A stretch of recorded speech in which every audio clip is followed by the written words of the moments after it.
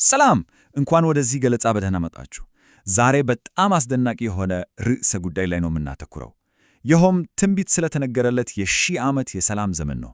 እስኪ ያስቡት፣ በምድር ላይ ፍጹም ሰላምና ስምምነት የሰፈነበት፣ በብዙዎች ዘንድ የሚጠበቅ አስደናቂ ዘመን። እስኪ በዚህ ጥቅስ ስንጀምር ለአንድ አፍታ እናስበው። ተኩላ ከበግ ጋር፣ አዳኝና ታዳኝ በሰላም አብሮ የሚኖሩበት ዓለም፣ እንዲያውም በትንሽ ልጅ የሚመራ እንዴት ያለ ዓለም ነው! እውነት ይህ ራእይ እንዴት ሊሆን ይችላል? እስኪ እንመርምር። እሺ፣ ወደዚያ አስደናቂ ወደፊት ዘመን ከመድረሳችን በፊት መጀመሪያ ለምን የሚለውን መረዳት አለብን። እንዲህ ያለ ትልቅ ለውጥ ለምን አስፈለገ? ምንጩ እንደሚነግረን ከሆነ መልሱን ለማግኘት ዓለም አሁን ያለችበትን መሠረታዊ ችግር መገንዘብ አለብን። የችግሩ ስር መነሻ ወደ አንድ ሰው ነው የሚጠቁመው፣ የመጀመሪያው አዳም። ዋናው ሐሳብ የመጀመሪያው ሰው የፈጸመው ድርጊት ዓለምን በሙሉ ለለወጠ ሰንሰለታማ ክስተት ምክንያት ሆኗል።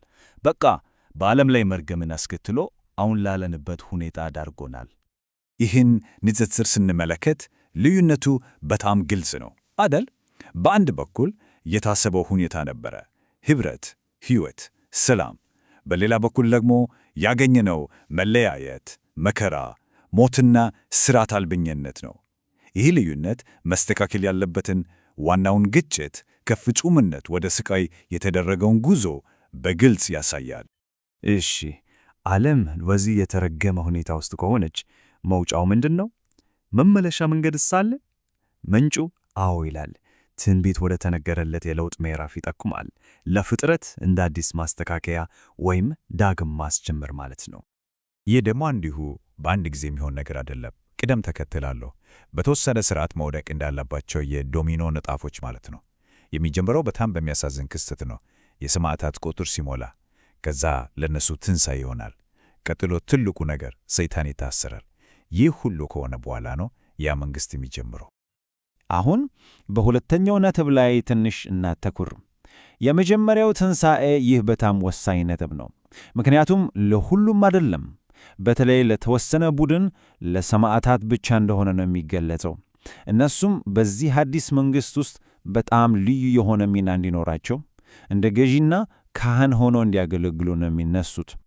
እናም ከዚህ ሁሉ በኋላ በመጨረሻ ወደ መፍትሄው እንደርሳለን፣ ወደ ዋናው ክንውን፣ የሺህ ዓመቱ የሰላም ዘመን። እስኪ ይህ ዓለም ምን እንደሚመስል በደንብ እንመልከት።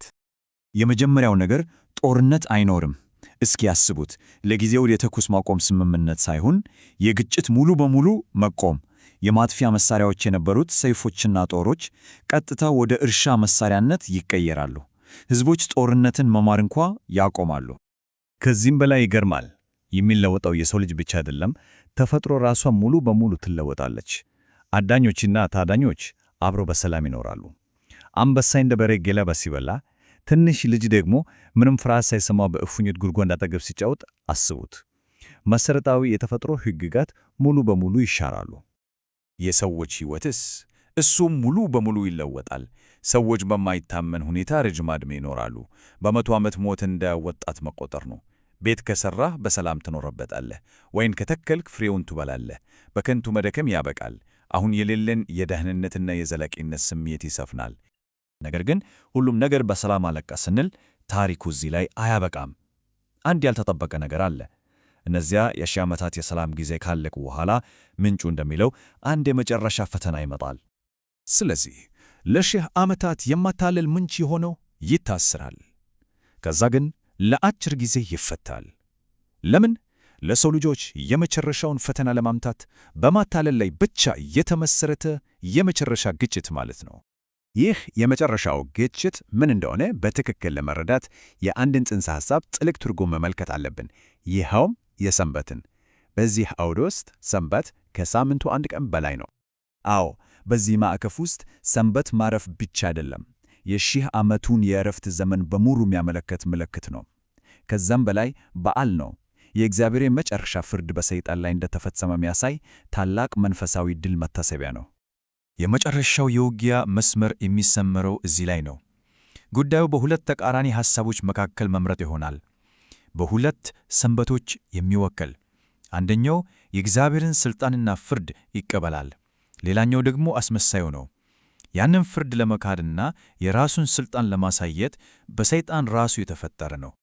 ከዚህ የመጨረሻ ፈተና በኋላ የመጨረሻው ፍርድ ከተሰጠ በኋላ ምንጩ የዚህን ሁሉ ዓለም አቀፋዊ ታላቅ ፍጻሜ ይገልጻል። ፍጻሜው እንዴት ያለ ነው? የተጠገነ ዓለም ብቻ ሳይሆን ፍጹም አዲስ ዓለም ነው። የመጀመሪያው ሰማይና የመጀመሪያዊቱ ምድር ያልፋሉ ይላል። ከዚያም እንደ ሞት፣ ሐዘን፣ ለቅሶና ስቃይ ያሉ ነገሮች ፈጽሞ በሌሉበት አዲስ ፍጥረት ይተካሉ። ይህ የመጨረሻው ዘላለማዊ የሰላም ሁኔታ ነው። የእረፍት ተስፋ በመጨረሻና ሙሉ በሙሉ ይፈጸማል። እንግዲህ ሁላችንም እንድናስብበት በዚህ የመጨረሻ ሐሳብ እንለያይ። ፍጹም የሆነ ዓለም ለመፍጠር እንዲህ ያለ ሙሉና አጠቃላይ ዳግም ማስጀመር የሚያስፈልግ ከሆነ ይህ አሁን ስለምንኖርባት ዓለም ምን ሊያመለክት ይችላል? እስኪ እናስብበት። ይህን ገለጻ ስለተከታተላችሁ እናመሰግናለን።